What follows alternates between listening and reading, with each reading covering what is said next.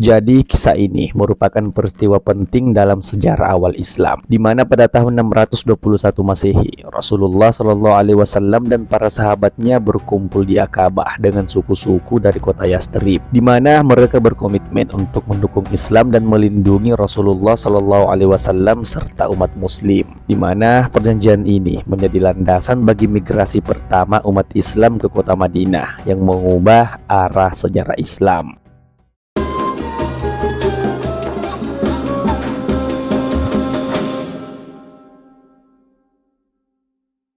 Di mana pada tahun ke-12 kenabian bertepatan dengan tahun 621 Masehi, Rasulullah Shallallahu Alaihi Wasallam menemui rombongan haji dari Yastrib, di mana rombongan ini berjumlah sekitar 12 orang. Dan kemudian Rasulullah Shallallahu Alaihi Wasallam menyampaikan dakwahnya, dan pada waktu itu dakwah beliau mendapat sambutan yang baik sehingga para rombongan haji ini menyatakan keislamannya di hadapan Rasulullah Shallallahu Alaihi Wasallam, di mana mereka melakukan baiat kepada Rasulullah di salah satu bukit di kota Mekah, yaitu Bukit Akabah, di mana baiat ini disebut dengan baiat Akabah pertama. Dan ada beberapa poin dari isi baiat ini, yaitu mereka menyatakan setia kepada Nabi Muhammad Shallallahu Alaihi Wasallam. Yang kedua, mereka menyatakan rela berkorban harta dan jiwa. Yang ketiga, mereka bersedia ikut menyebarkan ajaran Islam yang dianutnya. Yang keempat, mereka menyatakan tidak akan menyekutukan Allah Subhanahu wa Ta'ala. Yang kelima, mereka tidak akan membunuh.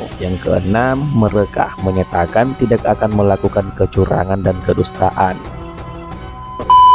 Di mana dalam pengembangan strategi Islam di kota Yastrib, Rasulullah Shallallahu Alaihi Wasallam mengirim Mus'ab bin Umair untuk bergabung dengan rombongan yang pulang ke kota Yastrib, di mana tugas Mus'ab adalah untuk membantu penduduk Yastrib yang telah menyatakan keislamannya dalam menyebarkan ajaran Islam. Waktu itu beliau membacakan Al-Quran dan menjelaskan tentang Islam kepada mereka. Mus'ab menjadi guru mengaji di Madinah dan imam dalam sholat, karena pada waktu itu suku Aus dan Khazraj tidak mau kalau salah satu dari mereka yang menjadi imam. Pada tahun ke-13 kenabian bertepatan dengan tahun 622 Masehi, jamaah Yastrib datang kembali ke kota Mekah untuk melaksanakan ibadah haji, di mana pada waktu itu jamaah tersebut berjumlah sekitar 73 orang. Dan setibanya di kota Mekah, mereka menemui Rasulullah Shallallahu Alaihi Wasallam, dan atas nama penduduk Yastrib mereka menyampaikan pesan untuk disampaikan kepada Rasulullah Shallallahu Alaihi Wasallam. Pesan itu adalah berupa permintaan masyarakat Yastrib agar Rasulullah Shallallahu Alaihi Wasallam bersedia datang ke kota mereka untuk memberikan penerangan tentang ajaran Islam. Dan kemudian permohonan itu dikabulkan oleh Rasulullah Shallallahu Alaihi Wasallam, dan beliau menyatakan kesediaannya untuk datang dan berdakwah di sana. Untuk memperkuat kesepakatan itu, mereka mengadakan perjanjian kembali di Bukit Akabah, di mana perjanjian ini di dalam sejarah Islam dikenal dengan sebutan Perjanjian Akabah II, di mana perjanjian Akabah II ini memiliki 4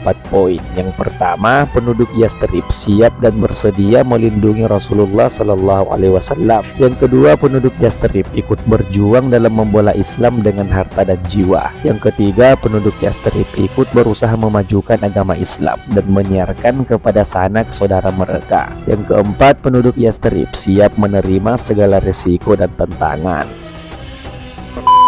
Dan setelah pelaksanaan baiat, Rasulullah Shallallahu Alaihi Wasallam meminta 12 pemimpin sebagai naqib kepada kaum mereka dalam rangka merealisasikan baiat, di mana komposisi 12 ini terdiri dari 9 orang dari kabilah Khazraj dan 3 orang dari kabilah Aus. Dengan itu Rasulullah Shallallahu Alaihi Wasallam menegaskan kepada mereka dengan sabdanya, kamu semua adalah penjamin sebagaimana golongan Al-Hawariyun adalah penjamin kepada Isa bin Maryam, dan aku adalah penjamin kepada umatku. Dan kemudian mereka menjawab dengan lafal ya, di mana dengan keputusan ini terbukalah di hadapan Rasulullah Shallallahu Alaihi Wasallam harapan baru untuk memperoleh kemenangan, karena telah mendapatkan jaminan bantuan dan perlindungan dari masyarakat Yastrib. Kemudian Rasulullah Shallallahu Alaihi Wasallam memerintahkan kepada para sahabat-sahabatnya untuk hijrah ke kota Yastrib, karena di kota Mekah mereka tidak dapat hidup tenang dan bebas dari gangguan, ancaman dan penyiksaan dari orang-orang kafir Quraisy. Selain itu ada beberapa faktor yang mendorong mendorong Rasulullah Shallallahu Alaihi Wasallam memilih kota Yastrib sebagai tempat hijrah umat Islam. Yang pertama, karena Yastrib adalah tempat yang paling dekat. Yang kedua, sebelum diangkat menjadi nabi, beliau telah mempunyai hubungan baik dengan penduduk kota itu, di mana hubungan itu berupa ikatan persaudaraan karena kakeknya yaitu Abdul Muttalib beristrikan orang Yastrib. Di samping itu, ayahnya juga dimakamkan di sana.